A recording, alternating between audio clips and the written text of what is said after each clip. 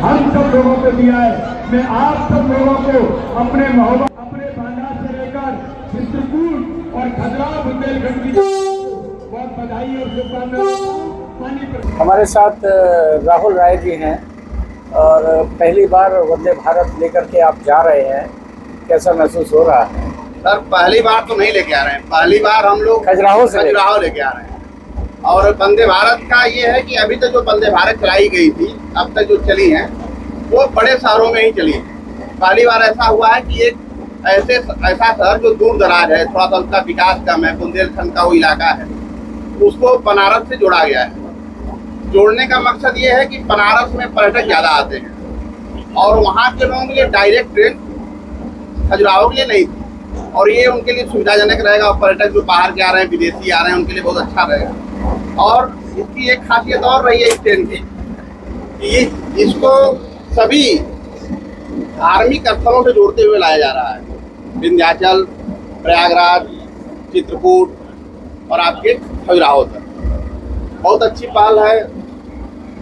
ये जो वंदे भारत ट्रेन इस समय चल रही है, धीरे धीरे ये बढ़ती ही जाएगी। ये दिखाता है कि भारत कहाँ से कहाँ आया। भाई आप तो अपनी उम्र में कोयले की ट्रेन देखे होंगे, उसके बाद रेक बढ़ते गए, ICF आया, LHB कोच, लाल ट्रेनें आई तो जो कि राजधानियाँ जा रही हैं। अब आज के समय में सभी ट्रेनें रेड कलर की हो गई, सभी लाल हो गई। आज ये वंदे भारत हमने चलाई जा रही है और ये सबसे बड़ी इसकी खासियत ये है कि भारत में ही भारतवाना बनाई गई, तो ये बहुत अच्छी है। और धीरे धीरे अभी स्लीपिंग वंदे भारत आ जाएंगी जब, तो लंबी दूरी की ट्रेन, अभी जैसे छोटी दूरी में चलाई जा रही है, सीटिंग चेयर की व्यवस्था है।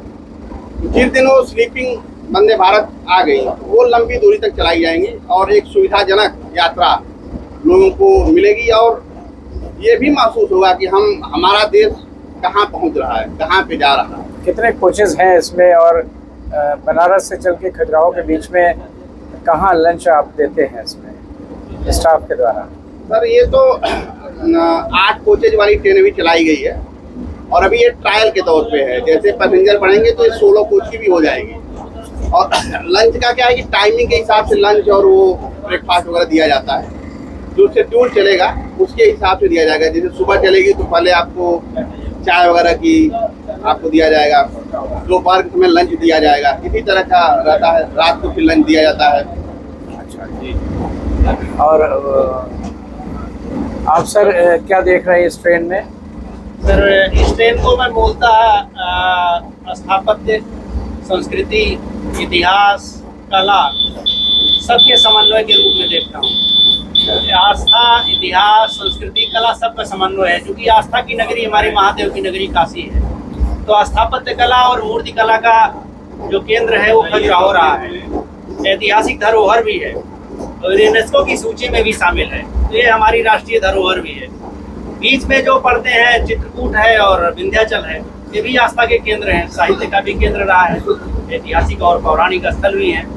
तो ये पूरा मेरा मानना है कि ये इतिहास, कला, संस्कृति सबको समेटने का एक प्रयास किया गया और बहुत अच्छा प्रयास है। एक कॉरिडोर बना जो कला, इतिहास, संस्कृति सबको समेटे हुए चल रहा है और इससे पर्यटन को बढ़ावा मिलेगा। जो प्राकृतिक सुषमा है पूरे बुंदेलखंड एरिया में, उत्तर प्रदेश का समझ लीजिए एक प्रकार का कश्मीर हम इसको कह सकते हैं।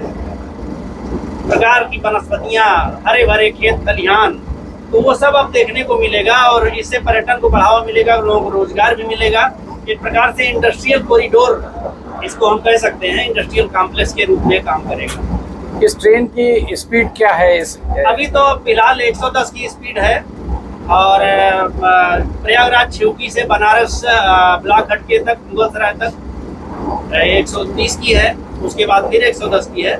जैसे जैसे इस सेक्शन में लाइन की क्षमता बढ़ती जाएगी वैसे वैसे स्पीड को बढ़ाया जाएगा और आने वाले समय में, अभी तो 8 घंटे का पूरा समय है बनारस से खजुराहो तक आने में। आने वाले समय में मुझे आशा है कि ये और दूरी समय कम होगा और सुविधाएं भी बढ़ेंगी। अच्छा, इसको प्रयागराज जंक्शन से नहीं ले जाके छिवकी से लिए जा रहा है? प्रयागराज छिवकी से ले जाने का कारण है कि बीच में विंध्याचल को जोड़ना था, तो विंध्याचल को जोड़ने से प्रयागराज छिवकी से ही इसको चलाया जा सकता था। इसलिए चूंकि प्रयागराज छिवकी और प्रयागराज में बहुत ज़्यादा अंतर है नहीं, 5 किलोमीटर का डिस्टेंस है, और सारी सुविधाएं प्रयागराज चिल्की में भी मौजूद हैं, जो प्रयागराज जंक्शन पर मौजूद हैं। तो इसलिए कोई दिक्कत नहीं होगी यात्रियों को और पर्यटक आसानी से वहाँ पहुँच सकते हैं। और कुछ कहना चाहेंगे इस ट्रेन के बारे में? सर ट्रेन तो आप तो देख रहे हैं, ट्रेन बहुत अच्छी है, बहुत खूबसूरत है। और अच्छा, शताब्दी में और इसमें एक अंतर क्या है? शताब्दी में कोई ऐसा विशेष अंतर नहीं है। बैठने के चेयर इससे थोड़ी सी उसकी कम है, लेकिन लगभग बराबर ही है। बस इसमें आधुनिकता आ गई है, इसके इंजन में आधुनिकता है, इंजन इसके अलग हैं, उसके इंजन अलग हैं। और इसमें जो सबसे बड़ी खासियत है, इस ट्रेन में अगर कहीं पे रिवर्सल है, कहीं गाड़ी को चेंज करना, दूसरी दिशा में ले जाना, या खजुराहो में ही गाड़ी खड़ी थी, अगर कोई और ट्रेन होती उसका इंजन पहले रिवर्स किया जाता जी, ये आता महोबा की साइड, तब गाड़ी फिर चलती। इसमें ऐसा नहीं था। इसमें केवल क्रू गार्ड को अपना केबिन चेंज करना है, क्रू आगे चले गए, आगे वाले गार्ड पीछे आ गए। आपकी ट्रेन जहां आधे घंटे में चलती तो वो 10 मिनट में तैयार हो गई चलने के लिए। ये सबसे अच्छी खूबसूरती है।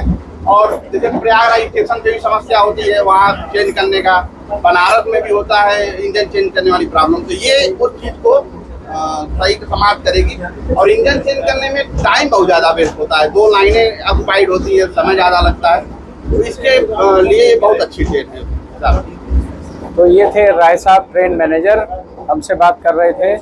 हमसे बात करने के लिए बहुत धन्यवाद। धन्यवाद। आप देखते रहिए महोबा न्यूज़।